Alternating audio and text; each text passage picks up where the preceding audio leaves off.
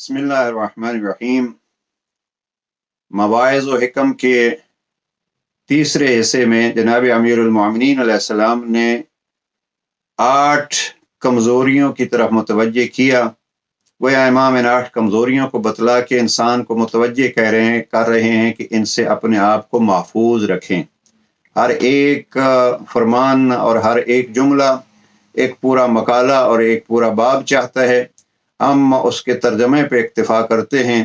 جناب امیر علیہ السلام فرماتے ہیں کہ البخل عارن، بخل ننگ و عار ہے، بزدلی نقص و عیب ہے، اور غربت والفقر یخرس الفتن عن حجتے، غربت دانا اور عقل مند انسان کی زبان کو بھی حقائق بیان کرنے اور دلیل دینے سے روک لیتی ہے۔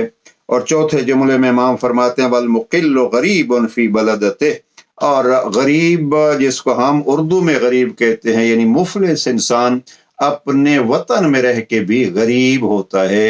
یہ 4 کمزوریاں ہیں انسان کی، پروردگار ان سے محفوظ رکھے اور ان سے بچنے کی توفیق عطا فرمائے۔